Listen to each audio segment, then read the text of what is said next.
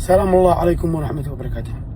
حياكم الله وبياكم ومن الشر نجانا ونجاكم. صلينا على رسول الله. اللهم صل وسلم عليك يا حبيبي يا رسول الله. وانا جالس اسوق، جالس اقلبها في راسي. امانه الفيديو هذا حتى لو ما عجبكش يعني وانت من المعارضين او من الناس المعارضين لكلامي او لي شخصيا، يا اخي اسمع الفيديو الاخير. لا تقعد شيء يعني مثل كفار قريش واصحاب نوح او قوم نوح اللي كانوا يعني يجعلون اصابعهم في اذانهم عشان ما يسمعوا شيء من الحق. اسمع يا اخي عجبك قلبها وصلبها ابحث، لان المساله جنه ونار مش مزح. المهم جالس اقلبها وصلبها في راسي. الطاعن في الصحابه رضي الله عنهم وارضاهم، المشككين فيهم، السباب لهم، الباقض لهم، المشككين، من يوصفهم بالكفر، من يوصفهم بالالحاد، من يوصفهم بالرده. انت عارف ولا مش عارف انك تطعن في الله؟ بقول لك كيف لحظه، صلى الله على رسول الله. تطعن في الله سبحانه وتعالى، تطعن في النبي عليه الصلاه والسلام، تطعن في القران الكريم. قل لي كيف؟ قل لي يا مزمري كيف اطعن في الله؟ الله سبحانه وتعالى قال: والسابقون الأولون من المهاجرين والأنصار والذين اتبعوهم بإحسان رضي الله عنهم ورضوا عنه، رضي الله عنهم ورضوا عنه وأعد لهم جنات تجري من تحتها الأنهار خالدين فيها أبدا، ذلك هو الفوز العظيم. أنت عارف معنى الآية الكريمة العظيمة؟ والسابقون الأولون، منهم أبو بكر، منهم عمر، منهم عثمان، منهم طلحة، منهم الزبير، كل من سبقوا في الإسلام. والسابقون الأولون من المهاجرين والأنصار والذين اتبعهم بإحسان رضي الله عنهم ورضوا عنه وأعد لهم جنات تجري من تحتها الأنهار، ذلك هو الفوز العظيم. هؤلاء كلهم وصفهم الصحابة. كيف تصفهم بالكفر؟ كيف يرتدوا؟ هم السابقون. من السابقون؟ سلمان، أبو ذر. سلمان مثلا يعني متأخر، أبو ذر نفس الشيء مثلا متأخر. من؟ عمار بن ياسر. أي عقل لو أنهم يرتدوا ويقول الله قال ما كذا.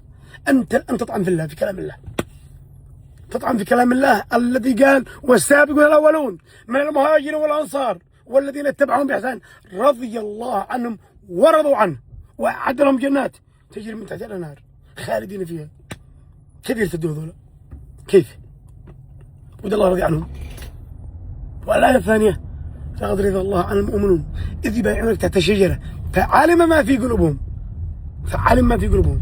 لو والله عالم ان في قلوبهم نفاق ولا كفر ولا رده وهم يرتدوا بعدها وهم مخفين الكفر ومظهرين الاسلام، لو الله سبحانه وتعالى ما قاش الله فعلم ما في قلوبهم. وآية كثيرة تتكلم عن الصحابة بالمنطق بالعقل. أنت الآن طعنك للصحابة وسبك لهم وشتمك لهم، تطعن في كلام الله سبحانه وتعالى وتشكك في كلام الله سبحانه وتعالى. يعني كيف يرضى الله عن الناس ويرتدوا؟ والله يعلم الغيب. تشك أنت في غيبيات الله، لأن الله سبحانه وتعالى يعلم الغيب، وطالما رضي عنهم فهو أعلم بالغيب، أعلم أنهم لن يرتدوا ولن ينكسوا ولن يرتدوا على عقابهم. هذا وحده. ثاني شيء كيف تطعن في القرآن؟ أنت تكذب القرآن. القرآن يقول هذا الكلام: إن الله رضي عنهم ورضوا عنه. هذا وحده. ثاني شيء: من الذين قال القرآن لنا؟ الصحابة رضي الله عنهم وارضاهم. من الذين قال السنة؟ الصحابة رضي الله عنهم وارضاهم. إذا كنت مشكك في الصحابة رضي الله عنهم وأرضاهم، فكيف تقرأ القرآن وتقول إنه غير محرف؟ يا أما أنك تؤمن أن القرآن محرف وهذا كفر، إنا نحن نزلنا الذكر وإنا له الحافظون. يا أما أن القرآن محرف وأنت كافر بهذا، يا أما أنك لازم تترضى على الصحابة وترضى عنهم لأنهم من نقلوا لك القرآن الكريم، هم الصحابة رضي الله عنهم وأرضاهم. ما نقل السنة، كيف عرفت الإسلام؟ كيف عرفت الدين؟ هذا واحدة. هذا الثانية. ثالثا: الشام كلها إسلامية، العراق إسلامية، بلاد القوقاز، أذربيجان، الشيشان، شمال الصين، مصر، هؤلاء كلهم مسلمين. في عهد من دخلوا؟ في عهد عمر بن الخطاب رضي الله عنه وارضاه. هل هؤلاء قادة الفتوحات الذي فتحوا هذه البلدان الإسلامية كلها كفار ومرتدين؟ كيف مرتد وكافر ويروح يفتح مصر؟ كيف مرتد وكافر ونكس على عقبه ونافق ويفتح العراق؟ كيف منافق يفتح الشام؟ كيف كافر يفتح بلاد ما وراء النهر. كيف منافق وكافر ومرتد يفتح البلدان الاسلاميه كلها؟ كيف واحد من قريش من صحابه رسول الله يخرج يقاتل في سبيل الله في اليرموك كلها في القادسيه ولا في غيرها، فيقتل ويقتل شهيدا مقبلا غير مدبر؟ كيف هذا منافق وهذا مرتد وهذا كافر وخارج ايش؟ يقتل، يعني يقتل وهو عارف انه منافق بيدخل جهنم. كيف؟ اذا الفتوحات هذه كلها الاسلاميه، دخول المصريين والشاميين والعراقيين وغيرهم والايرانيين، الاسلام معناتها في شك، اسلام غير صحيح، لانه ذي فتح البلدان هذه كلها في عهد عمر، وعمر انت بتقول مرتد ولا كافر؟ كيف؟ اي عقل. رابعا او خامسا تقولوا ان اسمه تطعنوا في الصحابه وتسبوا فيهم وتشتموا فيهم، تمام، اللهم صل على رسول الله. تطعنوا في رسول الله، كيف تطعن في رسول الله؟ تشك في تربيه الام، يعني الله النبي عليه الصلاه والسلام ما قدرش يربي الصحابه اكثر من 20 30 سنه، ما قدرش يربي صحابته. كيف؟ يعني اذا في عيال خاربين ما مثلهم تلوموا الاب انه ما قدر يربيهم، انه سابهم، انه تركهم، فكيف رسول الله هو بالنسبه للصحابه اب وام واخ وقائد وزعيم ونبي وكل شيء، فشل في تربيه الصحابه؟ انت تطعن في النبي عليه الصلاه والسلام. سادسا ان الله سبحانه وتعالى كان يخبر النبي عليه الصلاه والسلام كل شيء. اللحم اني مسمومه، لا تاكلني فاني مسمومه. اليهودي يشتي يرجمك بالحجر من السطح، اهرب يا محمد. كان صفوان بن اميه لما كان واحد صار يقتل النبي عليه الصلاه والسلام في المدينه، وصل هناك قال له انت اتفقت، النبي عليه الصلاه والسلام قال له انت اتفقت انت وصفوان بن اميه فلان فلان انك جيت تقتلني، فاسلم. الله كان يكلمه على ما في قلوب الناس. ايعقل ان هؤلاء بيرتدوا ويكفروا الصحابه رضي الله عنهم وارضاهم؟ الله بعظمته وجلاله ما كلمش النبي ولا قال يا محمد هذا لا بينقلبوا على عقب. سابعا وثامنا، هل يعقل ان هؤلاء مثلا ابو بكر وعمر رضي الله عنهم وارضاهم انهم ارتدوا ولا نافقوا ولا كفروا؟ وهل يرضى الله ان ينام جنب قبره صحابيين او 2 شخصين ابو بكر وعمر هم مرتدين او هم كفره او هم مجرمين على حسب ما تقولوا لعنه الله عليكم؟ كيف ينام جنب النبي عليه الصلاه والسلام جنب روح الطاهره الشريفه رجلين مرتدين على حسب ما تقولوا او نكسوا على اعقابهم؟ هل يرضى الله ان ينام جنب حبيبه وخليله واحب البشر اليه 2 منافقين ولا مرتدين؟ اللي هو ابو بكر وعمر. بالمنطق عايش معكم عقول. علي صحابي جليل، عمر صحابي جليل، ابو بكر صحابي جليل، عثمان، مش ضروري تطعن في الصحابه كلهم وتلفك كذب في كذب عشان ظلموا علي. علي بشر، انه حصل بين خلافهم والصحابه فيحصل بين الجميع. هل يلوم اهل السنه الامام علي رضي الله عنه وارضاه في مقتل طلحه والزبير وهم مبشرين بالجنه؟ لا، صحابه واختلفوا بينهم وبين. فكر، استخدم عقلك.